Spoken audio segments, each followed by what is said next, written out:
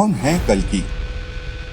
कल्कि हिंदू धर्म में भगवान विष्णु के 10वें और अंतिम अवतार माने जाते हैं। ऐसा माना जाता है कि वे कलयुग के अंत में धर्म की पुनर्स्थापना के लिए अवतरित होंगे। विभिन्न धर्म ग्रंथों में कल्कि का वर्णन अलग अलग तरह से किया गया है। कुछ प्रमुख बातें इस प्रकार हैं। वे एक सफेद घोड़े पर सवार होंगे जिसका नाम देवदत्त होगा। वे एक चमचमाती तलवार धारण करेंगे। उन्हें 64 कलाओं से परिपूर्ण बताया गया है।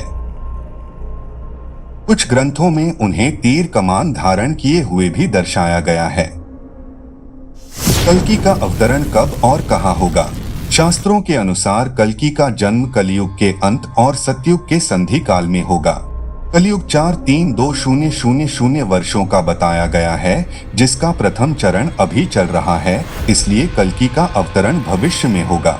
विभिन्न पुराणों में उनके जन्मस्थान के बारे में अलग अलग उल्लेख मिलते हैं, लेकिन उत्तर प्रदेश के संभल नामक स्थान को प्रमुख माना जाता है। कुछ ग्रंथों के अनुसार वे विष्णु यशा नामक एक तपस्वी ब्राह्मण के घर पुत्र रूप में जन्म लेंगे। उनका जन्म सावन महीने के शुक्ल पक्ष की पंचमी तिथि को होने की संभावना है।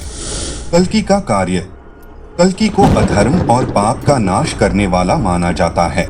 वे दुष्टों का संहार करेंगे और धर्म की स्थापना करेंगे। उनके अवतरण के बाद सतयुग का प्रारंभ होगा, जो धर्म और न्याय का युग होगा।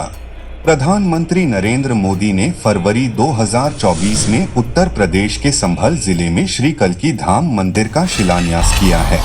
इस मंदिर में भगवान विष्णु के 10 अवतारों के गर्भगृह होंगे। कल्कि अवतार का उल्लेख कल्कि पुराण, अग्नि पुराण और श्रीमद् भागवत पुराण जैसे प्रमुख हिंदू धर्म ग्रंथों में मिलता है। यह भी मान्यता है कि कल्कि का विवाह पद्मा नामक देवी से होगा, जिन्हें देवी लक्ष्मी का ही एक अन्य रूप माना जाता है। कुछ कथाओं में वैष्णो देवी के कल्कि से विवाह करने की भी बात कही गई है। इस प्रकार कल्कि भगवान विष्णु के एक महत्वपूर्ण भविष्य अवतार हैं, जिनका उद्देश्य कलियुग के अंत में धर्म की रक्षा करना और नए युग की शुरुआत करना है। इस प्रकार कल्कि भगवान विष्णु के एक महत्वपूर्ण भविष्य अवतार हैं, जिनका उद्देश्य कलियुग के अंत में धर्म की रक्षा करना और नए युग की शुरुआत करना है। कल्कि भगवान से जुड़े और भी जानकारी चाहते हैं तो कमेंट में जरूर बताएं।